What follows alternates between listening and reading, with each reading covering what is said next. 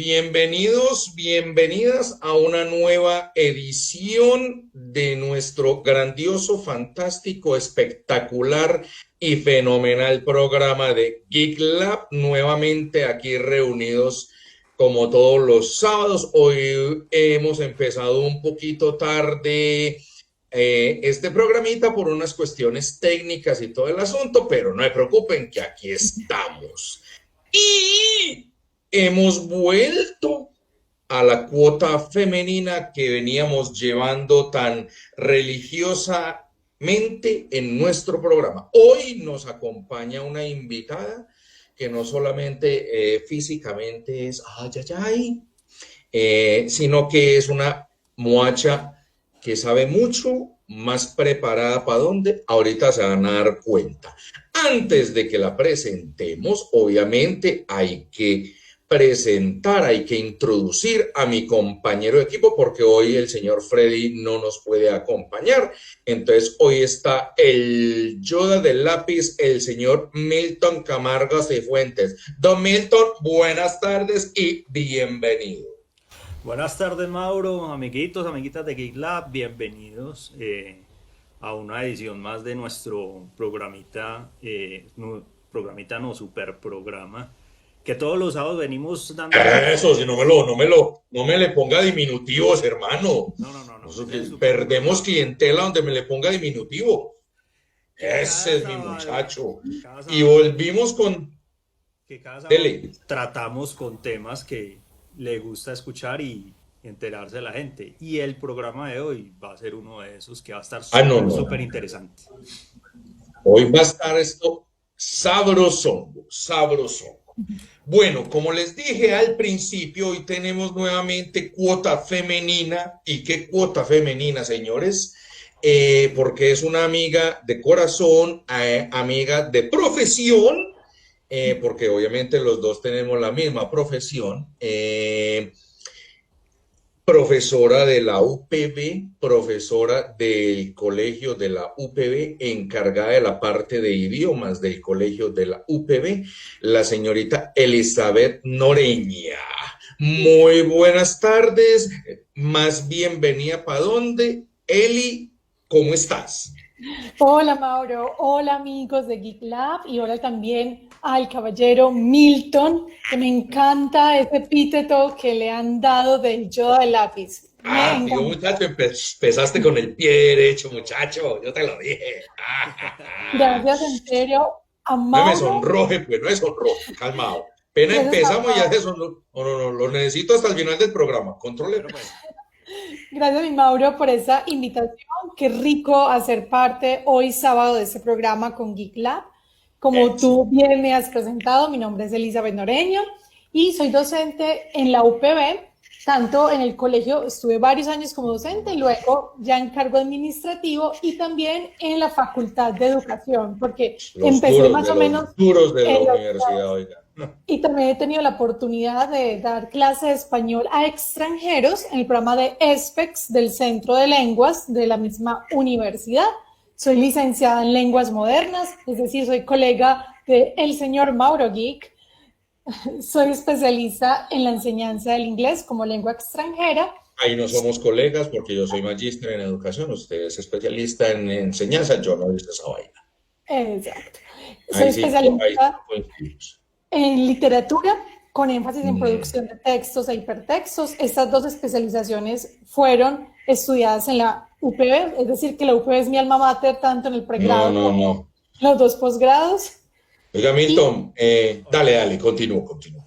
y tengo la fortuna de compartirles que pude vivir mi sueño de estudiar la maestría en Ahora sí. egiptología, Ah, no, esa la no. cual terminé en el año 2018 y la titulación fue en enero del 2019 y soy una de las, creo que somos 4 o 5 máximo egiptólogos en Colombia. no.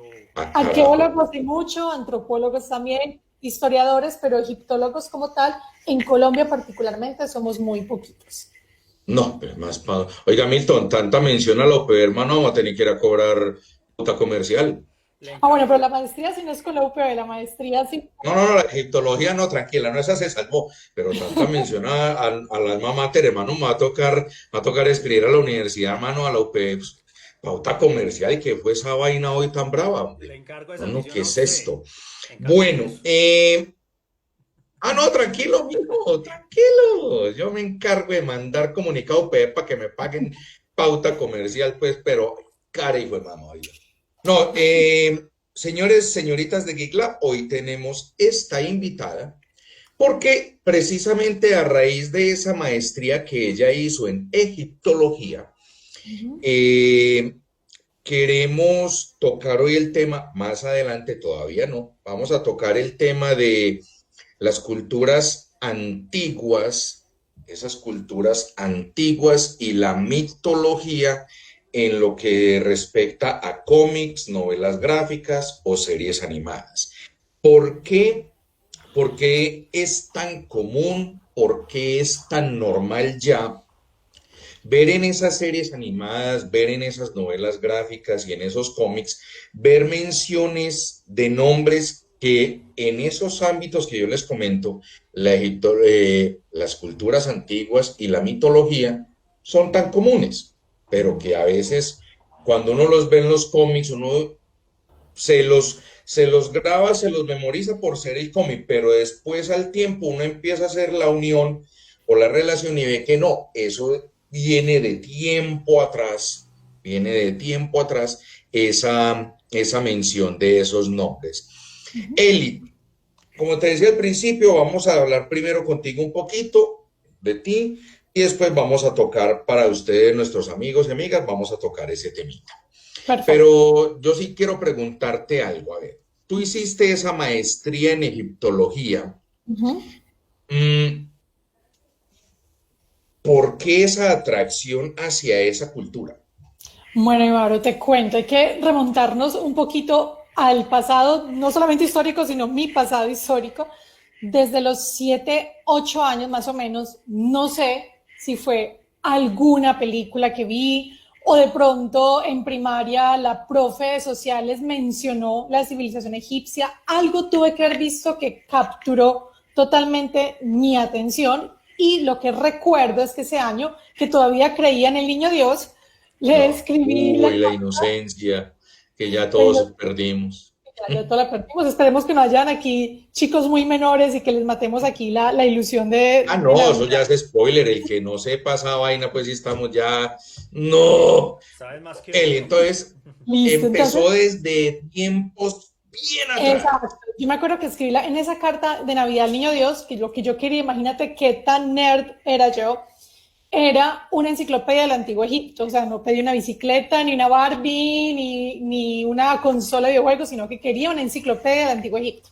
Ah, Y mi niño carajo. Dios, mis Uy. papás muy hermosos, me regalaron en ese diciembre, todavía lo tengo, y es una enciclopedia, pero obviamente era para niños, entonces tenía 1000 actividades, traía hojas de papiros para que a escala hicieras dibujos de los murales de un templo, traía los sellitos de los jeroglíficos, traía en 3D el templo de Ramsés II de Abu Simbel, bueno, una vaina loca, como se dice. Entonces, obviamente, para mí fue como el mejor regalo que yo recuerdo en esa época de mi infancia.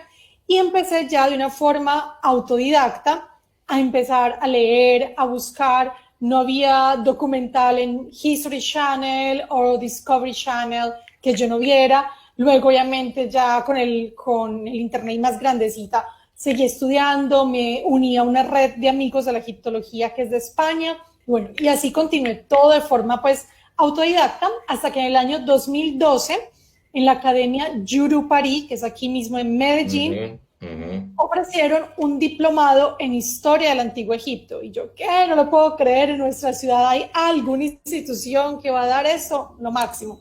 Me inscribí y, oh sorpresa para mí, nuestro profesor, médico cirujano, cardiólogo de especialidad y súper experto en Egipto, que fue el profesor, maravilloso, tenía un contacto en la Universidad Complutense de Madrid.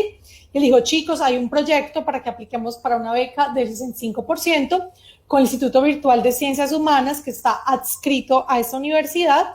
En ese diplomado éramos 20 personas 15 dijimos sí, 10 nos presentamos, 5 pasamos. Entre ellos el profesor titular, que él es también uno actualmente de los egiptólogos en Colombia, el doctor Ricardo Mm, Uribe. Entonces, ujú. esa experiencia fue maravillosa porque estudiar una maestría, tú más que nadie sabes el volumen de lectura, Ay, de investigación, tú pierdes vida social en esos años y más uh, como las personas antes podrían pensar que desde la virtualidad puede ser más fácil o que tú puedes ser el dueño de tu agenda y si tú no eres organizado y ahora que todos están con esta educación en telepresencialidad, creo que han aprendido a valorar realmente la disciplina que requiere estudiar 100% una maestría virtual y más que era con España, entonces los horarios para los foros, para envíos de trabajos y todo no coincidían con la hora colombiana. Entonces, ujú. fueron 3 años en los que muy poco dormí, pero que feliz porque estaba obviamente estudiando lo que quería y como dicen los abuelos, sarna con gusto no pica, entonces soñé, me lo disfruté al máximo. Y te pregunto, cositas de la maestría, ¿acabaste odiando a tu asesor? No, tuve la Ah, pues fortuna no, de no no, pasaste por la maestría. ¿Acabaste odiando la palabra cuartilla? no. No, entonces no, no, fue una maestría incompleta en cierto sentido, porque es que uno acaba odiando a su asesor y la palabra cuartilla. No, Me pasó en eso la especialización, pero en la no, maestría eso no. se lo mientan a uno hasta en la sopa, como uno dice coloquialmente. Qué vaina tan harta es esa. No, uno termina mamado y como dijiste, sin vida social, con Total. más ojeras para dónde, harto, pero después Obviamente vienen la los frutos, satisfacción. después vienen las recompensas y después vienen las alegrías, Total. después de tanto sufrimiento que se pasó. Eli, pero ¿qué te atrae a ti? ¿Qué te atrae a ti de esa cultura? Ok, bueno. Primero les cuento a las personas que amablemente están aquí invitados en Geek Lab, porque la palabra egiptología, obviamente por el nombre, la gente, bueno, tiene que ver con Egipto, pero Ujú, cuéntanos qué es eso, ¿cierto? Puede ser la pregunta de algunos. La egiptología como tal es una ciencia, es decir, es el estudio científico de la historia del antiguo Egipto, su cultura, su lengua, tradiciones, arquitectura. Entonces, como ciencia, digamos, se estableció, porque antes era un estudio, una disciplina, pero después de que Champollion, Jean-François Champollion, descifró los jeroglíficos a través de la piedra Rosetta, que se llama Rosetta porque fue hallado en esa zona de Egipto que se llama Rosetta, cuando descifra el mensaje que había ahí, que era un decreto sacerdotal del faraón de Ptolomeo XIII, que estaban 3 tipos de escritura. Estaba la escritura jeroglífica, que es la lengua egipcia más antigua, estaba en demótico y estaba en griego. Entonces, por la parte en griego fue que pudieron descifrar el mensaje y saber qué se trataba allí. Creo que con esa parte de descifrar los jeroglíficos, fue que se abrió al mundo como esa fiebre por Egipto y ya pasó realmente el estudio de esto, es solamente una disciplina, a ser realmente ya una ciencia. Entonces, primero como compartirles pues, a las personas en Geek Lab eso. Y a mí particularmente, ¿qué es lo que más me seduce de todo esto que he estudiado? Primero, el sistema lingüístico. Como mi formación inicial es en lenguas, haber estudiado y fue la parte para mí, digamos, más retadora en la maestría, el sistema lingüístico egipcio, porque la evolución de la lengua tuvo 6 momentos hasta llegar al copto, que es el último, y es un sistema totalmente diferente a cualquier tipo de lengua que podamos estudiar en la contemporaneidad, porque vas a encontrar ideogramas, logogramas, fonogramas, determinantes, o sea, es un ujú. sistema muy complejo. Y otra cosa que me conecta demasiado es todo lo que está conectado a los rituales funerarios del antiguo Egipto, procesos de embalsamamiento, momificación, el por qué preservar el cuerpo como un sello para la inmortalidad, el juicio del alma en la Duat, que es el inframundo egipcio, y toda la parte de ese compendio de fórmulas mágico-religiosas que garantizaba como la seguridad en ese viaje que se encuentra en el libro de los muertos. Es como de los temas que más me apasionan de la egiptología. No, no, no, no, no, no, no, no, no. Milton, ¿cuánto tiempo es que tenemos en el programa? Tenemos una hora, pero yo creo que vamos a cortar mucha tela Este porque muchacho me perdió. No, una hora, no, lo que vamos a hacer es otra maestría, hermano. Más bien. Yo creo que vamos a terminar haciendo una maestría. Y Avema, por Dios bendito, no, no, no, no, no. Eh, Eli, esa profesión, egiptóloga, Sí, mm, la aplicas en cierta manera, la conectas con tu profesión como licenciada en lenguas modernas. sí, como te decía, la parte del estudio lingüístico, sí, cuando tú llegas, digamos, a hacer una comparación o un contraste, ¿te acuerdas cuando estábamos en la facultad que, por ejemplo, veíamos fonología contrastiva Ujú. inglesa, por ejemplo? Ay, Ahí con estamos Charlie hablando, Camargo, con el Charlie sí, Camargo. Uy, uy, uy. estamos hablando de una sola lengua en específico, pero Ujú, poder contrastar y entender la forma de pensamiento de una cultura a través de su lengua y poder ujú. mirar incluso cómo ellos a través de un solo símbolo podían desarrollarte un concepto completo, mientras que nosotros necesitamos una serie de signos lingüísticos que son esas letras de nuestro abecedario para poder codificar una palabra y ahí poder establecer un concepto. Entonces, como analizar a través de las lenguas cómo también se configura el pensamiento humano de una cultura, me parece un tema súper apasionante. No, no, no, es que se nota, no, se nota tu agrado al hablar, se te nota tu alegría inmediata. Inmediato, eso es inmediato que se ve. La fascinación. Eli, este tema que yo tomo, ¿cómo? La fascinación como habla, La pues, El es meta. Yoda, un tema que el conoce. Yoda. No, oiga, hermano, eso es impresionante, viejo. Es que en verdad uno a veces ve las personas y uno dice, ay, mujer, los pillo, no, y habla con un gusto, con unas ganas, con un dominio, que literalmente uno a veces dice, la gente es muy grosera y no, se grabó todo de memoria, se lo estudió, se lo aprendió para el programa. No, no, uno esa vaina cuando uno, como dicen, cuando le sabe, eso sale ahí mismo. Y uno Al que vibra le con gusta, eso, le ¿no? sabe. Es Eso como es tú así. cuando uno se encuentra contigo y uno te pregunta por la historia de Bruce Wayne. Ay, no, no, Obviamente no. Ay, tú nos no. vas a dar cátedra frente a eso y las personas simplemente van a poder hacer comparativos por las diferentes películas que vio, los diferentes actores, mientras que tú puedes conocer la historia tras de todo eso, de los Mm, primeros cómics, que creo que el primero fue como en mm, los 30, la primera mm, de Batman.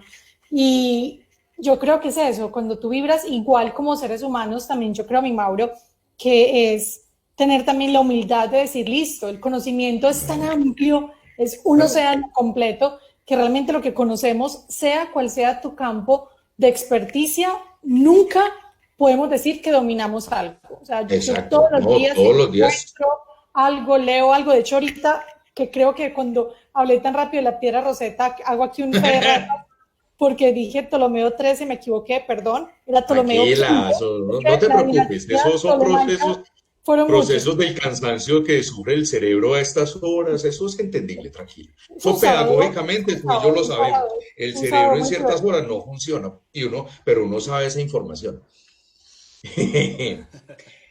Al inicio, muchachos, muchachas, yo les comenté que obviamente íbamos a tratar, o vamos a tratar, no vamos a tratar un tema específico aquí con nuestra invitada, nuestra muy querida y conocedora invitada, que es ese tema de la mitología y las culturas antiguas en los cómics. Antes de empezar con ese tema, yo creo que Milton me ha escuchado mucho esto hasta el cansancio y para sus adentros va a decir, ay Mauro, qué repetidera, por Dios, otra vez vas a decir lo mismo. Yo creo que Eli también sabe lo que le voy a decir, No, no, pero Milton no puede es decir muy eso. cierto. Milton no puede decir eso, porque Milton es el Yoda. Ah, no, no, no, él ya, es que él me conoce, él sabe. Él sabe. Ey, muchacho, cuidado, se sigue sonrojando. Eh, vea, tristemente los cómics, las caricaturas, las novelas gráficas, las series animadas, las personas que hacemos uso de este material en las clases, sea cual sea su área de trabajo, idiomas, sociales, la área que sea, pero si usted hace uso de esta herramienta, visual, en la mayoría de los casos lo tildan a uno como un profesor que no tiene, como decir, un conocimiento muy amplio, sino que se puso a llevar caricaturitas para que los pelados se relajaran, no hablaran mucho, hicieran silencio y pasaran un rato agradable. Lo ven solamente desde ese ámbito. Pero los cómics, las caricaturas, las series animadas, las novelas gráficas, y yo lo he venido hablando mucho tiempo, incluso en charlas que he dado en varios lugares, incluso en la Comic Con de aquí en Medellín, esa herramienta visual tiene un poder pedagógico enorme. Tiene un poder pedagógico desde lo gráfico, para que la persona que está leyendo o viendo desde ese elemento visual tan atractivo, tan llamativo, aprenda. Aprenda de muchos asuntos sociales, económicos, políticos, religiosos, y en este caso, en específico con nosotros hoy aquí en GeekLab, pues un asunto histórico, las culturas antiguas y la mitología. Y yo creo que lo que te voy a preguntar también lo podría responder Milton. ¿De cuándo acá ese asunto de la mitología o de las culturas antiguas se está cogiendo como auge en los cómics y en novelas gráficas? El que quiera responder, hágale. Micrófono abierto. Mi Mauro, yo creo, esa es una hipótesis, que yo creo que desde que comenzaron tanto la Primera como la Segunda Guerra Mundial, los seres humanos de ese entonces estaban en la búsqueda de ver ese hombre superhumano, ese superhéroe, ese salvador o ese vengador, ese justiciero, y desde ahí yo creo que es una forma también de devolverle la esperanza a la humanidad. Y por ejemplo, si tú ves el Capitán América, que es un símbolo súper norteamericano, también uno puede hacer la lectura de cómo mirar a ese Salvador frente a una humanidad que está pasando o atravesando por situaciones de guerra, hambruna, crímenes callejeros, etcétera. O sea, yo creo que el ser humano, a ver, de este siglo XX pasado, esa puede ser, digamos, la intencionalidad. Y desde el pasado más remoto, yo creo que los seres humanos siempre hemos tenido la pregunta por nuestro origen, por nuestro lugar en el mundo, y cada maravilla que vemos tratamos de encontrarle una explicación lógica, y no todo tiene explicación lógica. Entonces yo creo que es también ese deseo del ser humano de sentirse protegido por algo superior, ¿cierto? Entonces, muchas veces las diferentes mitologías, griega, romana, egipcia, nórdica, están buscando explicar su cosmogonía, es decir, el origen de su mundo, a través de esas fuerzas superiores a la propia humanidad. Pero no sé si tú has notado que en esas mitologías la única, digamos, diferente sería la forma de ver el mundo judeocristiano, pero si hablamos de las mitologías de la antigüedad, ves que los dioses compartían muchas de las cualidades, de las virtudes, pero también de las bajas pasiones de los seres humanos. Por ejemplo, no había un dios más promiscuo que Zeus, si vamos a analizar, ¿cierto? O cuando vemos, por ejemplo, el personaje de Wonder Woman, la Mujer Maravilla, que sabemos que está conectada a que es hija de Zeus y que es una amazona. Entonces yo creo que los cómics tratan también de volver de una forma más cercana al público esas preguntas que la humanidad se ha venido haciendo desde siempre. Amiguito. Pues yo coincido también con Eli, el tema de buscar directamente como una explicación a algo que de pronto no se entiende. Y eso se ve proyectado dependiendo de la época histórica en que estamos viviendo o que el ser humano vivía, pues ha estado viviendo en todo este tiempo. Ella puso muy bien el ejemplo por lo menos del inicio del superhéroe a finales de los años 30, que fue por allá en la Segunda Guerra Mundial con el tema de Capitán América, que buscaba como una especie de símbolo de esperanza. Ujú. Y también es como el ser humano inclusive se ve a finales de todas estas décadas. Un ejemplo, no sé si ustedes notaron en la década de los 90 eh, que la única forma de las películas que salieron de moda en ese entonces era de desastres naturales y que se iba a acabar el mundo. Era porque nos estábamos acercando al año 2000 Sí. y que era el mito de que el mundo se iba a acabar en el año 2000. Entonces empezó pues como Milenio. toda esa proyección y todo eso pues como que se vio interpretado en los miedos, podríamos decirlo así, en los miedos de la gente. Entonces es como la proyección de lo que vive el ser humano en su época, me parece a mí. Inclusive el tema de las mitologías, si bien las mitologías empezaron oralmente de boca en boca, ¿cierto? Que venían pues las historias de Ujú. generación en generación, después vino pues como el tema de la escritura y ya después cada quien lo interpretó a su diferente formato. Un ejemplo, el libro de Drácula está basado en una mitología rumana. No, pues nadie Ujú. conocía a Drácula anteriormente, pero Drácula se hizo tan famoso en su tiempo que nadie pensó que era una mitología del oriente europeo, ¿cierto? Entonces es como eso, es como la interpretación del ser humano que cabía en su época y tratar como de explicar ciertos asuntos que de pronto no se pueden comprender.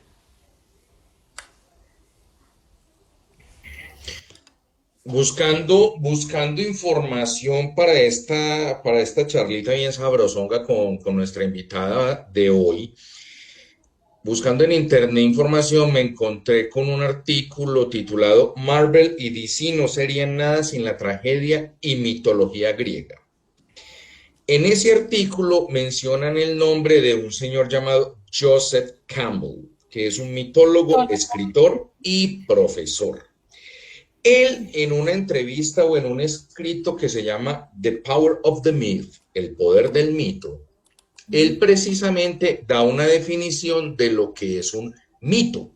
Porque a veces cuando hablamos de los cómics, de las novelas gráficas y todo ese asunto visual y gráfico, ahí perdona la redundancia, se crean mitos sobre ciertos personajes, mitos que van a quedar a lo largo de la historia. El El mito del mito. caso Exacto. El caso de Thor, el caso de Odín, el caso de Zeus y todos esos que más adelante los vamos a tratar. El caso, por ejemplo, de Ares y todo eso. Eso ahorita más adelante. Él dice que el mito es dotar de significado a toda la realidad y sirve como guía para los seres humanos al enseñarles algo sobre su propia vivencia. Eso es lo que este señor Joseph Campbell menciona o da una definición de la palabra mito. Hágale, mi niña. Ya levantó la mano como buena colegiala. Participe. Le doy Claro, la claro, palabra. estoy aquí frente al Es que maestro de levantó la manita maestros así toda y querida. levanté la manito. Bueno, dice Joseph Campbell y me traes a la mente algo también. Joseph Campbell, de hecho, es uno de mis autores favoritos, para mí de los mejores mitólogos, y hay un libro de él que súper te lo recomiendo, que es El héroe de las mil caras. Y ¿Eh? Joseph Campbell desarrolla un concepto que de hecho para mí en las clases que dicté de literatura en la universidad fue muy valioso para poder explicar cómo se configura este héroe clásico, porque tú sabes que los héroes, digamos, modernos o contemporáneos pueden ser una metáfora de ese héroe clásico, y es un concepto que él llama monomito, que el monomito es el viaje del héroe. Entonces Joseph Campbell sustenta que todo héroe, no todos nacen completamente con un origen divino. Hay unos que son con origen semidivino, es decir, hijo de un mortal o de una mortal y de un dios o una diosa. Otros que son Exacto. realmente divinos y otros que son Exacto. mortales, pero que se pueden configurar en héroes y que tienen que emprender un viaje para poder volverse ese héroe como tal, que es el monomito, el viaje del héroe. Y en ese viaje, lo primero que ellos van a sentir es un llamado, y la respuesta a ese llamado de una forma afirmativa es lo que hace desprenderse, digamos, de su ciudad natal, de su vida actual, dejarlo todo, comenzar ese periplo, van a encontrarse con un mentor. Entonces, hay muchas veces hablan de la figura de ese mentor también como un mago, y acompañarte.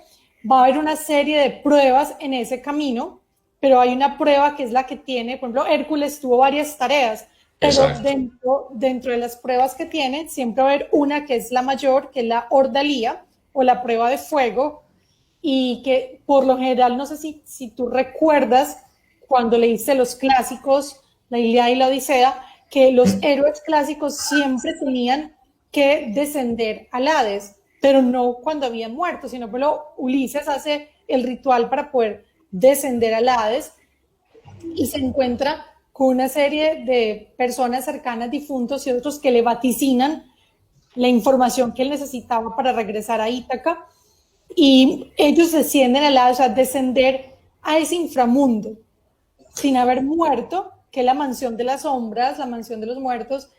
Es una de las características en la configuración de ese héroe clásico para poder lograr la redención, luego la trascendencia y poder regresar a su lugar de origen ya configurado como ese héroe.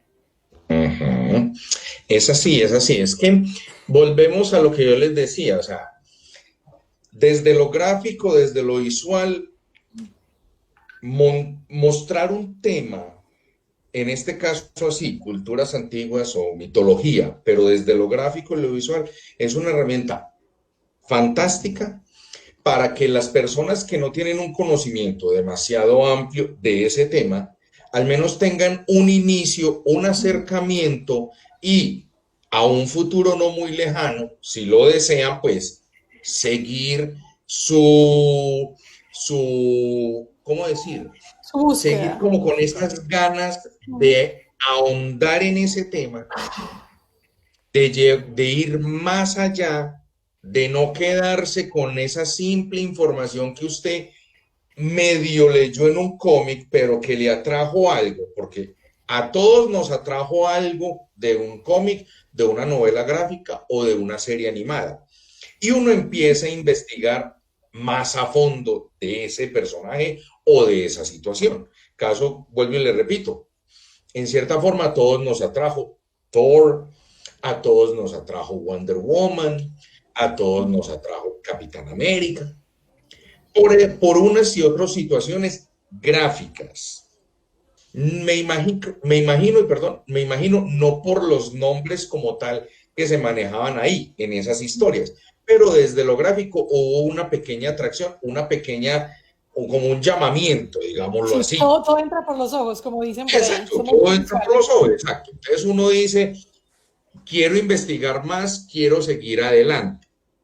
Entonces es por eso que yo creo que de ahí esa importancia, y lo que yo les decía tanto ahorita, la importancia pedagógica que tiene una herramienta visual como el cómic. Una herramienta que creo que Eli lo sabe, y yo lo he dicho en muchas charlas y en muchas clases, una herramienta que no está diseñada para la enseñanza. Los cómics, las novelas gráficas, las series animadas no están diseñadas para la enseñanza. En el caso específico mío, no están diseñadas para la enseñanza de idiomas. Están diseñadas es para el entretenimiento y para el relajo y para la diversión, pero no están enfocadas a que vamos a trabajar un tema gramatical específico o algo por el estilo. No. Lo que pasa es que ya uno como docente, uno la acopla, uno la adapta. No la adopta, la adapta a un estilo ya de trabajo y todas esas vainas. Y ya la experticia y la experiencia de uno como docente es la que le dice a uno cómo trabajar un cómic para que los estudiantes no solamente disfruten del cómic, sino que a la vez aprendan. Y no solamente aprendan un asunto gramatical, en el caso mío, vuelvo y lo digo, sino aprendan a tener, como dice uno de él, y tú lo sabes, a tener pensamiento crítico. Porque es que y yo creo que Milton lo sabe también, o sea, los cómics generan controversia. Entonces uno tiene que uno tiene que literalmente a veces estudiar a fondo. para poder dar su punto de vista o su opinión sobre algo que se está tratando ahí en el cómic. Un tema, vuelvo a decir, un tema social, económico, político, religioso, lo que sea. Pero uno, a partir de eso, uno ya puede dar una opinión. Es eso. Amiguito, pregunta si tiene o comentario. No, yo sí tengo una pregunta, inclusive debido a lo que vos estabas comentando. Háganle del equipo. Sobre el tema de los contenidos que abordan tanto los temas de la mitología. Si bien nosotros sabemos que tanto películas, cómics, series animadas y todo este tipo de contenido siempre abordan el tema fantástico, ¿cierto? Sí me gustaría de pronto saber la opinión de Eli. ¿En qué momento es bueno que para contar una historia se tenga que deformar, en este caso abordar directamente el tema del contenido que tiene que ver con lo de Egipto? ¿Sí me hago entender? Porque si bien sabemos, el Antiguo Egipto tiene mucha contenido, pues inclusive hasta, entre comillas, fantástico, pero ¿en qué momento de pronto estos creadores de contenido tratan como de deformar la realidad de lo que en realidad significa eso para poder contar la historia? No sé si me entendiste y estás de acuerdo con ello. Sí, sí. No, te entiendo perfectamente. Y por ejemplo, tengo como tarea yo en mi canal de YouTube, lo tengo que hacer próxima semana, un video, ahora que tú me haces esa pregunta, en el que podamos mirar, por ejemplo, lo falso y lo verdadero en la película o en la trilogía de la momia, por ejemplo. Sobre todo la primera y la segunda parte, que se desarrolla en Egipto, porque la tercera fue ya con un emperador chino, o sea que ya es otro cuento diferente. Okay. Y te lo digo, o sea, desde la parte de entretención, me encanta la película La Momia, estaba chiquita cuando salió la primera, es una de mis favoritas y la sigo disfrutando y me encanta poder analizar y redescubrir cada vez que la veo esos asuntos, digamos, que sí fueron respetados desde el punto de vista histórico y aquellos en los que se tomaron, por decirlo de alguna forma amable, una licencia poética para transformarlo, ¿cierto? Otra película que también podemos analizar es Dioses de Egipto, pero es para devolverme. Dentro de la fantasía o la realidad, por ejemplo, he visto que la mayoría de las películas que desarrollan temas de Egipto, de hecho las primeras en los años 20, que también eran con una momia, siempre es el elemento de terror, lo primero que ellos van a vincular, ¿cierto? Entonces, la momia es como ese muerto viviente que muestran en la película y aquel que va a traer el caos, la destrucción, o como se ve en la película La Momia, va a traer consigo las plagas de Egipto, ¿cierto? Y cuando uno entra a estudiar la egiptología realmente como ciencia, sabe que, por ejemplo, no hay todavía, hasta la fecha, hallazgos que puedan confirmar históricamente el éxodo como lo conocemos desde el punto de vista judeocristiano o como lo manifiesta la Biblia, ¿cierto? Entonces, algo tan simple como las pirámides construidas por alienígenas. No que sea la oportunidad de Geek Lab para poder despejar ese interrogante, no son construidas por alienígenas. De eso, por ejemplo, sí hay hallazgos arqueológicos de las viviendas y la ciudadela incluso que estuvo construida cerca de la zona de las pirámides, donde vivían los trabajadores, que de hecho los trabajadores eran trabajadores asalariados, no fueron esclavos, no como en las películas de Semana Santa, el capataz egipcio golpeando y torturando al pueblo judío, no. Sí hubo judíos en Egipto, como hubo también hititas, como también hubo hicsos, pero todos esos pueblos se consideran que fueron pueblos invasores. Y para mí la mejor forma de explicar es que si tú no eras un nativo y yo era de otra región y estaba viviendo allí, obviamente mis condiciones de vida o mi estatus socioeconómico no iba a ser igual al de un nativo. Por ejemplo, si tú te vas de inmigrante a Estados Unidos, muchos de los inmigrantes llegan a hacer el trabajo que los nativos no quieren hacer. Llegan a limpiar baños, a hacer meseros, ¿cierto? Las condiciones no son las mismas, pero eso no quiere decir que sean esclavos, es diferente.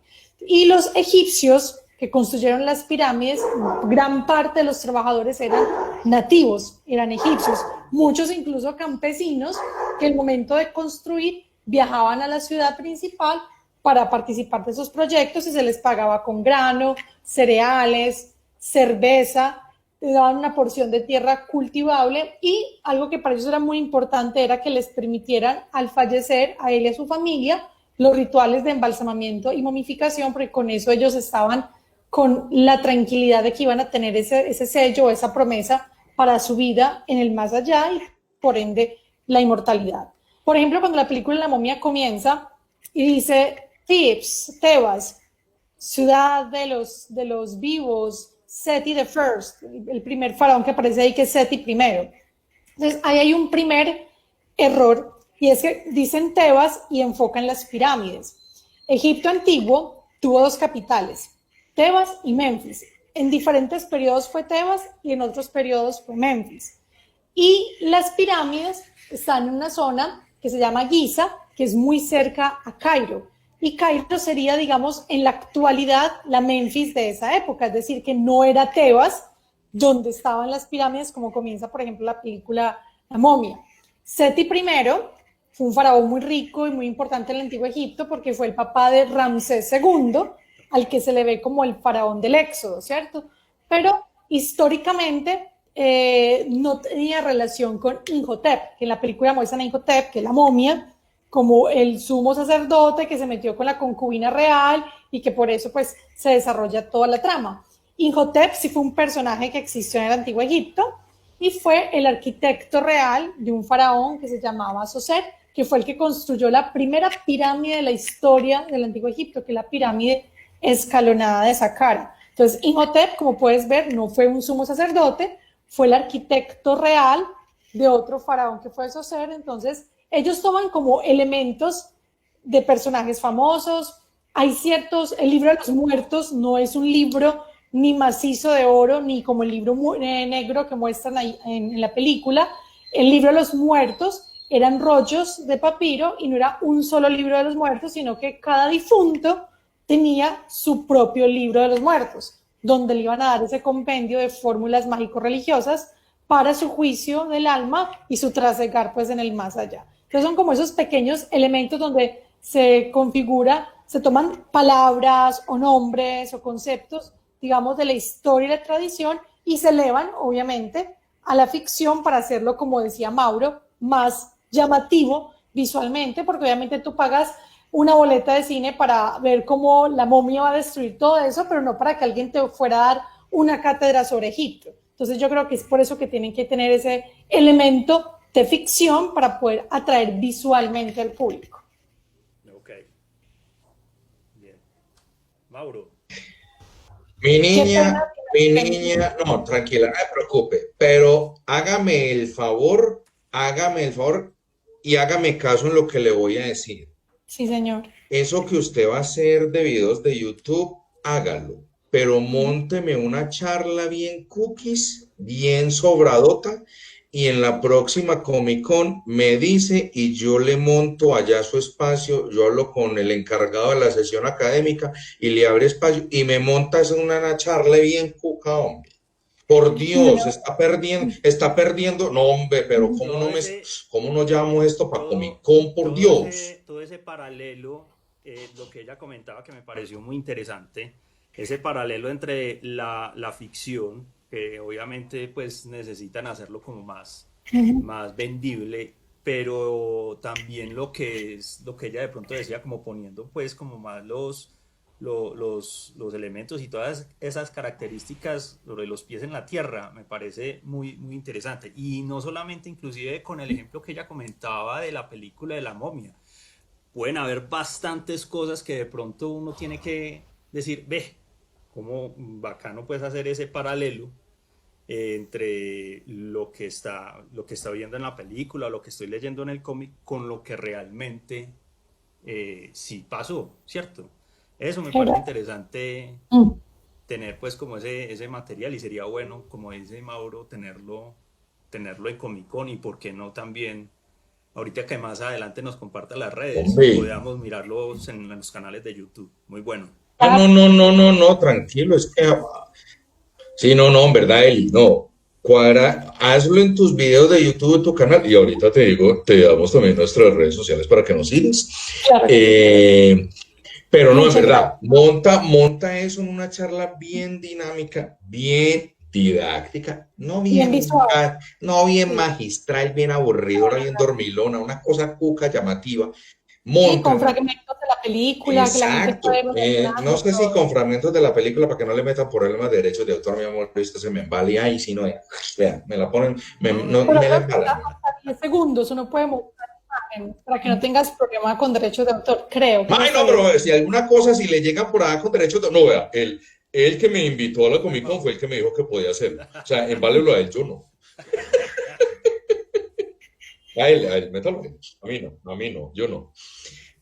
A ver, volviendo a esta charla, hombre, y volviendo al artículo que yo les mencioné más previamente, dentro de ese artículo, y tú mencionaste esa palabra, Eli, los dioses.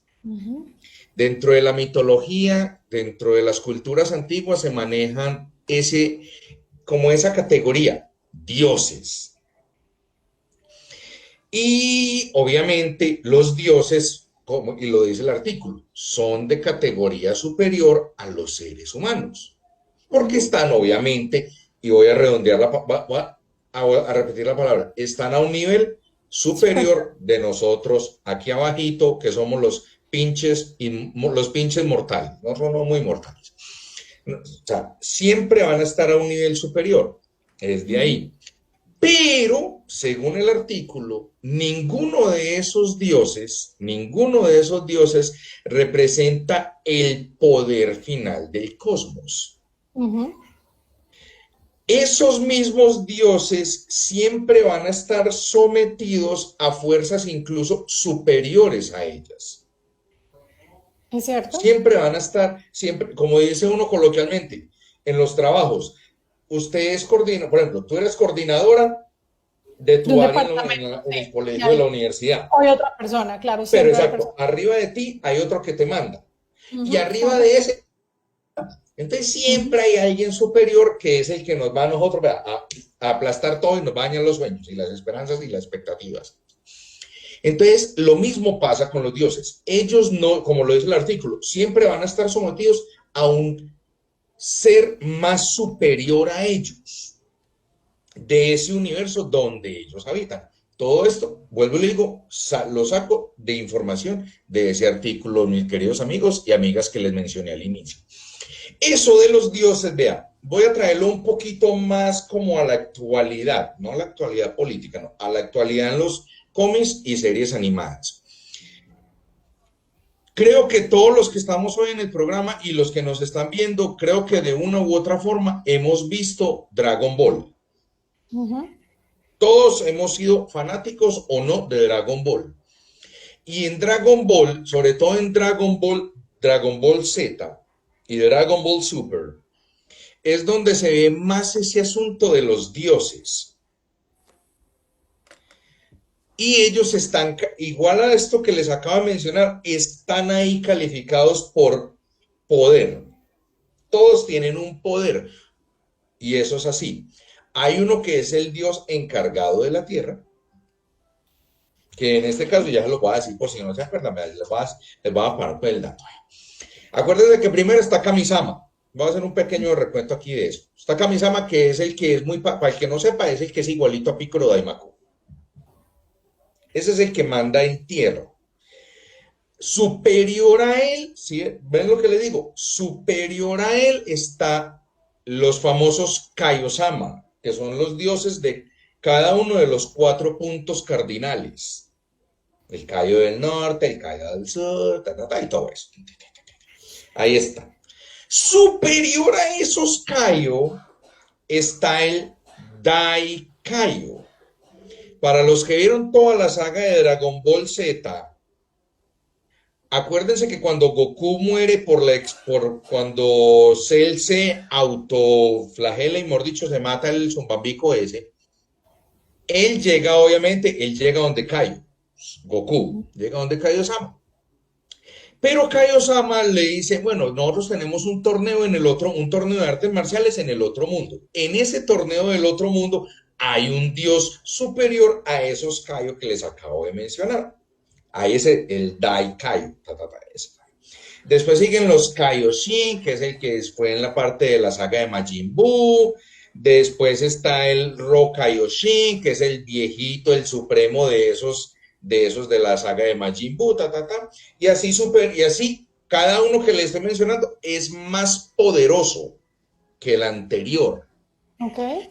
Y esta saga de eso termina con Zenosama en Dragon Ball Super, que no son esos dos que impresionante, ay, impresionante, que se repetían entre ellos dos siempre, ay, murió tal, sí, murió tal. Así que era una repetidera de todo. El uno repetía lo que el otro decía, ay, impresionante, impresionante, sí, uy, toda esa vaina así. Vuelvo y le digo entonces, volviendo al tema del artículo, eso de los dioses, que nosotros decimos que son seres superiores, sí, pero hay alguien que siempre va a ser superior a él. Siempre hay alguien que va a estar por encima de. Es eso. A eso es que yo me refería con ese asunto de los dioses. Y tú creo que también mencionaste en una parte, Eli, el asunto de las tragedias. Mencionaste ¿Sí? que los héroes pasan por unas diferentes etapas. Para Y creo que configurarse una de como... esas etapas que mencionaste es el asunto de las tragedias. Sí, que el concepto de tragedia, mi Mauro, en serio no es como lo vemos ahora.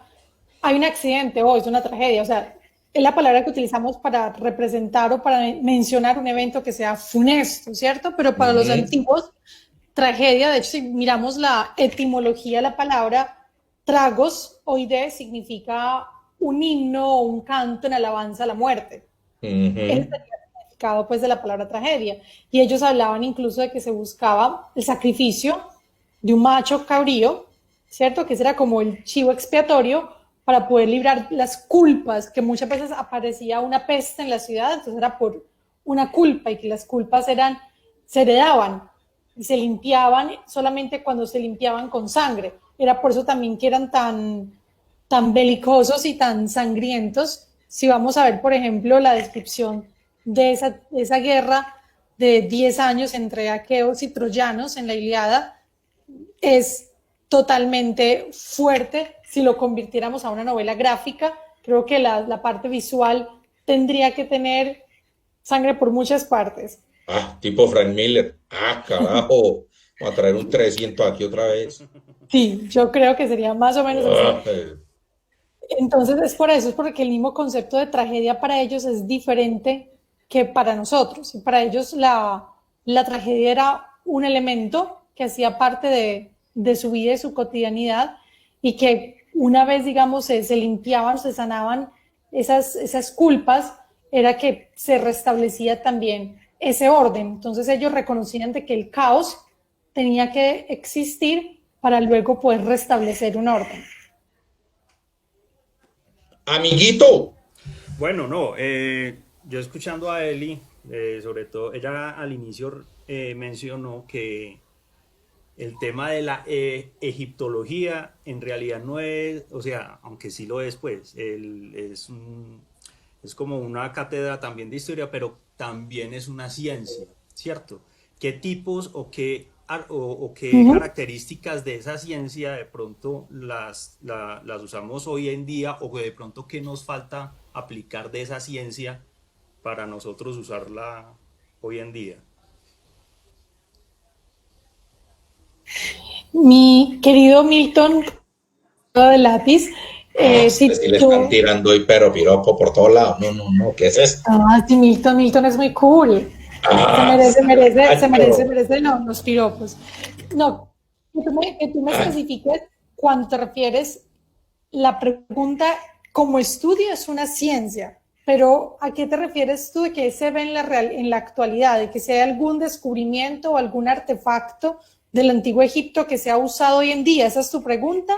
Porque cuando yo expliqué al inicio era que, ok, es diferente. Cuando yo definí que la egiptología, que inició como una disciplina y luego se configuró como una ciencia por la estructura en la que se desarrolló pues el estudio de esta o maestría o doctorado, porque en egiptología hay doctorado, pero artefactos que hoy en día se utilicen. Por ejemplo, los egipcios, para mover estos bloques de piedra caliza, con los que se construyeron las pirámides, que son bloques superpuestos, no tienen, digamos, cemento o algo que los esté sosteniendo, es uno puesto sobre el otro. La teoría, digamos, más apoyada hasta el momento es que se utilizaron una especie de trineos en los que se ubicaban rodillos debajo y por la fuerza de 12 o más hombres se podían ir trasladando estos bloques de tierra. Entonces, que podamos utilizar hoy en día, por ejemplo, en las teorías de construcción de pirámides, los andamios, porque ellos se utilizaban para poder transportar estos trineos por una especie de rampas, entonces podría haber ahí como un sistema de andamiaje, pero pienso que para la época y para no tener, digamos, artefactos de orden tecnológico digital, porque cualquier tipo de artefacto que permita o facilite el trabajo del hombre es una especie de tecnología también. La rueda es tecnología, por ejemplo, pero de índole digital pienso que estaban incluso mucho más avanzados a lo que hacemos hoy en día, porque, por ejemplo, para un monumento, para un mural, la precisión que ellos tenían, ellos hacían una hoja cuadriculada para poder hacer a escala primero lo que luego iban a plasmar en un mural en alto o bajo relieve. Entonces, esa es una técnica que hoy en día, por ejemplo, la podemos ver en diseñadores gráficos, en arquitectos. Entonces, como ese tipo de cosas podría relacionarlos. No sé si ellos fueron los que inventaron el espejo como tal, pero el espejo también es un elemento que fue muy utilizado por ellos, incluso espejos para reflejar el sol e iluminar lugares en su interior. Entonces la refracción ahí de la luz también fue algo pues como importante para los antiguos egipcios. Los carros de guerra, por ejemplo, durante el reinado de Tutmosis III, está la batalla más conocida de la historia de la humanidad, que es la batalla de Megido. Se dice que los egipcios pudieron sorprender a su enemigo surcando por toda la parte trasera de un peñasco, pero que ellos, para poder llevar su carro de guerra, lo hicieron de una forma plegable, o sea, que lo pudieran llevar en su espalda y luego poderlo armar en el campo de batalla. Entonces, ahí, por ejemplo, un carro de guerra plegable fue algo también originado por ellos. Serían como algunos de los ejemplos que puedo darte. Okay. Excelente, excelente. Eli, dentro de todo esto, hombre, interesante, ¿no? Más para dónde es que vuelvo y le digo, es que la invitada que nos trajimos, hermano, no, chino, esta mujer, hermano, Dios mío, nos deja callados. Me sonríe, fui yo. No, la necesito viva hasta el final, cuidado, pues, cuidado. Eli,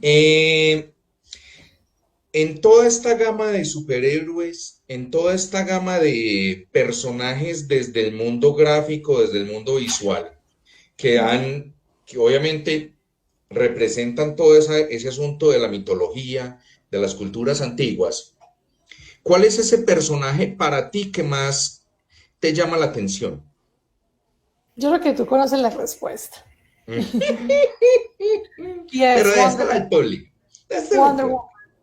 Esta es mi muchacha, hombre, esta es mi muchacha. Sí, a ver, ¿por qué la princesa Diana? A ver, ¿qué pasó con la Wonder Woman? A ver, ¿por qué esa atracción? Me gusta primero que ella, pues según lo que uno ha leído o investigado de los cómics, fue educada por las amazonas sin saber que su origen era divino, ¿cierto? Entonces, ella sabía que pertenecía, digamos, a un pueblo de mujeres, pero no sabía desde temprana edad cuál era su verdadero origen. Ella pensaba que había sido formada por arcilla, algo así, y que se había hecho un soplo, o no sé si eso no es lo correcto, tú que eres el experto, o tú me puedes ir corrigiendo. Si hay algún... Hágale tranquila. Siga, bien, corazón, que yo no entiendo. Algún bache ahí. Entonces, bueno. Va bien, va viento en popa, dele tranquila. Luego cuando le cortemos la transmisión de su parte es que equivoco. Perfecto.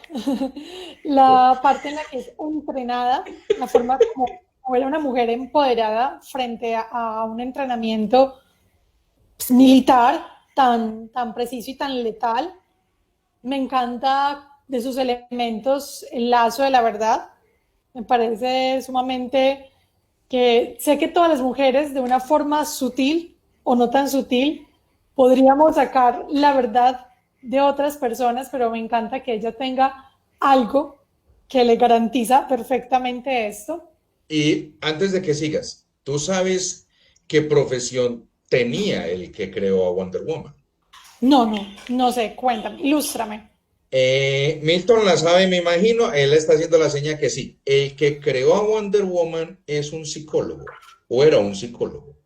Wow. De ahí esa herramienta de trabajo, el lazo de la verdad, que era esa herramienta, vuelvo y lo repito, precisamente para sacarle la verdad a las personas. Exacto, bueno, eso como elementos. Me gusta también la salida de ella de la isla de Themyscira para, Ujú, para poder ir a su misión. Entonces ahí, por ejemplo, confirmamos lo de la salida del lugar de origen para configurarse como heroína, porque en ese momento ella, mientras estuvo en la isla, obviamente era la hija de la reina, era importante y todo, pero ujú, su búsqueda y su viaje para convertirse en lo que es cuando sale de la isla. Entonces, como ujú. confirmar ahí pues la teoría del monomito. Me he conectado muchas veces más con los personajes de DC que con los de Marvel. Pero no vamos a hacer la típica pregunta, siga tranquila. Ok. ¿Qué más me gusta? Su alianza luego con Batman, porque para mí Ah, Batman para mí es el icono en la parte masculina de superhéroes porque es el único mortal y que se profesionalizó en todas las artes marciales y que realmente es el único héroe que no tiene superpoderes porque no viene ujú, de otro origen divino o extraterrestre como sería ujú, ujú. Superman, Superman, el sino petardo que, de Superman, sí. sino que realmente él se configuró a sí mismo como un héroe. Entonces es algo que también Ujú. me parece. Y luego ya la relación con Wonder Woman, que no sé si será muy geek mi comentario, pero sería súper chévere algún día verlos a ellos dos como pareja. Ay, ay, ay, muchacha, pero qué fibras estás tocando. Bueno, pero espere. Y, y cuando hablamos de la película de Wonder Woman, la primera película, porque la segunda, quién sabe cuándo irá a salir en cartelera, porque con esta vaina, esta pandemia que cancelara, qué movedera de fechas tan berrionda. No, no, no, hermano. Eso, Diciembre, pero es imagínate. que después, vea ya como pusieron la Viuda Negra, hermano, me le cambiaron fecha a la Viuda Negra, hermano. No, no, no, no, no. Pero en la primera película vimos algo que obviamente nos relaciona con este tema que estamos trabajando hoy. En esa primera película se menciona muchas veces, y ella como Wonder Woman lo menciona muchas veces, menciona el nombre de Ares. Ujú. En miles de oportunidades menciona el nombre de Ares. Y si nos remontamos a culturas antiguas y culturas mitológicas, sabemos que Ares es el dios de... La guerra. Esta es mi muchacha. Ese es exactamente.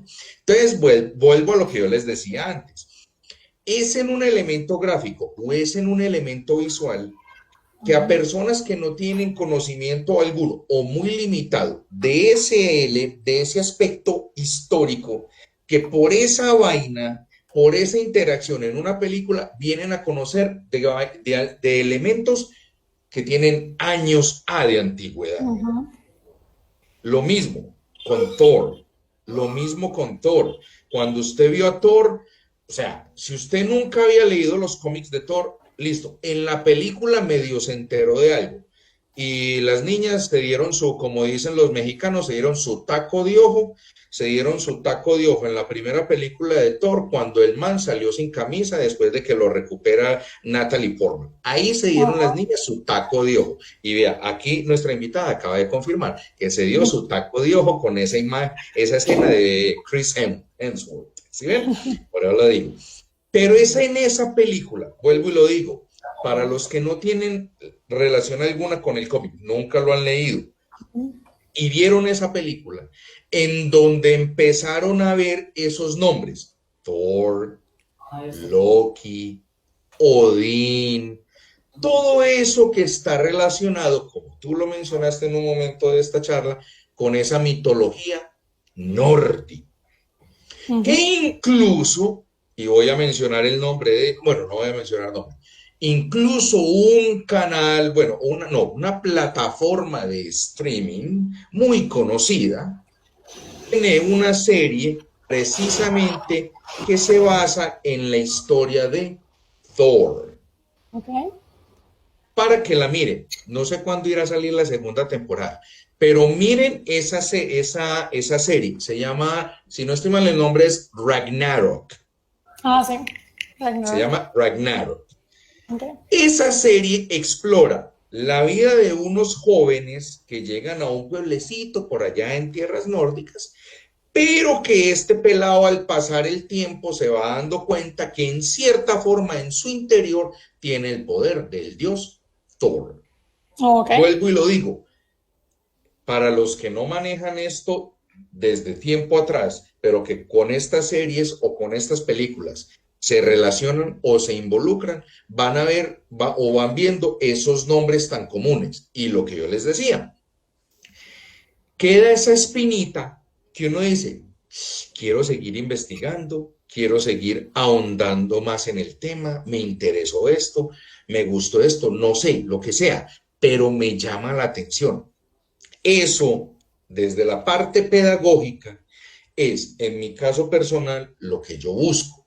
Que mis estudiantes queden con una espinita, con esa espinita de ganas de seguir ampliando su conocimiento.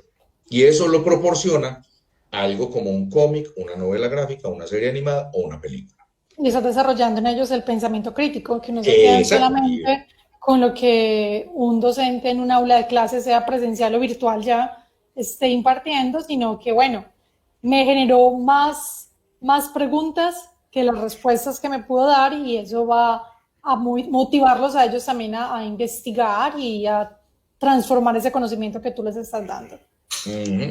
Es que, Milton, y volvemos a muchos ejemplos de películas. O sea, está el Capitán América, está Wonder Woman, Aquaman con el petardo de Khal Drogo y su tenedor gigante, que yo lo critiqué mucho en esa primera película y en esos primeros avances.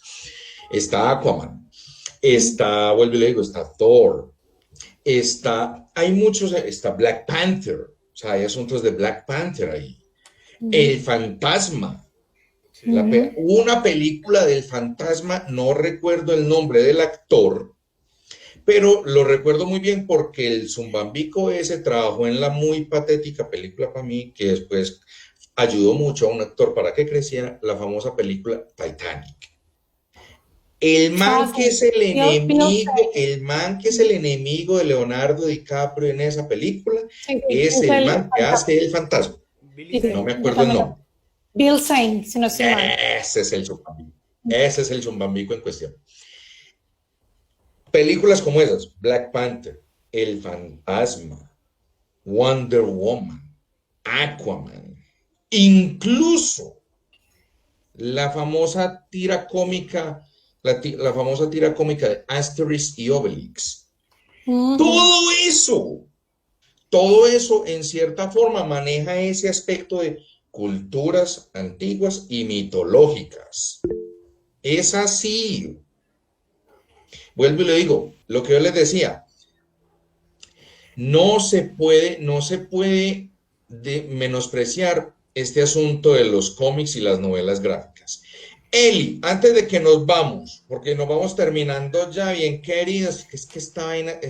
Primero, señores, señoritas de Geek Lab, no se preocupen, a esta muchacha la vamos a volver a tener porque, como dijo mi compañero Milton, tela y para cortar con ella, no se preocupen, tela y para cortar. Yo es el mejor. Eli, antes de que nos vamos, lo más importante de todo el programa, porfa, por tus redes sociales. Claro que sí, mi Mauro. Yo tengo página de egiptología y es www.egiptologiamedellin.com. De hecho, en la página web van a encontrar el acceso directo a mi canal de YouTube. Pueden incluso también reservar clases. Hay unas que son de cortesía, hay otras que ya hay un curso virtual de egiptología que ya sí tiene pues un costo. Ya esta semana lanzamos tienda en la página, entonces también a los que les gusten las temáticas del Antiguo Egipto van a encontrar buzos, camisetas, súper chéveres para que también se antojen. Ay, sí, por ahí vi oiga, venga, un momentico. Muy secretamente, ¿quién es la modelo? Y es una exalumna. ¿Una exalumna tuya? Sí. Pero está bonita la de Rienda, oiga. No, sí, ella es bolivariana como nosotros, sí. Y es modelo, sí, una modelo muy bonita. No, es hermosa esa niña, yo la vi, yo qué niña tan linda, y no me ponen el nombre de la modelo. No, qué ¿no? feo. Mar Upegui. Perdón, Mar Upegui no, Mar Castaño, que le confunde siempre su segundo apellido. Mar Castaño es su nombre. Mar Castaño. Mar, como el mar, sí. Uy, pero no, en verdad, qué mujer tan linda es ella. No, linda. Eli, de parte de Milton, de parte mía, mil gracias por haber estado con nosotros hoy sábado acompañándonos en Geek Lab. Como te lo dije, ventanas, puertas, corredores, patios, lo que sea de Geek Lab está abierto porque en verdad Muchas gracias. tenemos tela para cortar con vos otra vez. No deje enfriar lo que le dije de Comic Con, No, hágalo no, para no. que se presente. Lo voy a hacer, lo voy a hacer, mi Mauro. Las cosas que no Antes de que nos pueden vamos, faltar. Milton, sus redes sociales, caballero ilustre. Bueno, me pueden encontrar en Instagram como Milton Camargo 64 y en Facebook como MacMedia 64. Y gracias a Eli, gracias por regalarnos este tiempo. Sabemos que el tiempo suyo es súper valioso. Entonces, de nuevo, muchas gracias y que no sea la última vez que estemos por acá hablando de este tema tan fascinante. No, gracias, gracias a ti, Milton, por toda tu generosidad el día de hoy. A Mauro, que sabe que lo quiero muchísimo, que no solamente somos amigos, sino colegas y que vibramos también con todo este cuento de este mundo maravilloso que es Geek Lab. Gracias nuevamente y bueno, también me pueden buscar en Instagram como @EliAnubis. Anubis es el nombre de mi dios egipcio favorito. Y también Y cierto canino de cuatro patas que vive y, contigo. y tengo un joven tibetano que lo puso en Nubis. Entonces, súper poder estar en contacto con todas las personas bonitas de Geek Lab. Bueno, y antes de que nos vamos, me pueden seguir en YouTube, en dos canales, Geek Workshop y La Maison de Maurice. Y en Instagram me pueden seguir por Geek Teacher 79. A todos, a todas, mil gracias, muy formales, muy queridos, por habernos acompañado en esta tarde. Nos vemos en una próxima oportunidad con un nuevo o una nueva invitada y disfruten el resto del fin de semana. Placer enorme haber contado con ustedes. Chao, chao, nos vemos. Cuídense.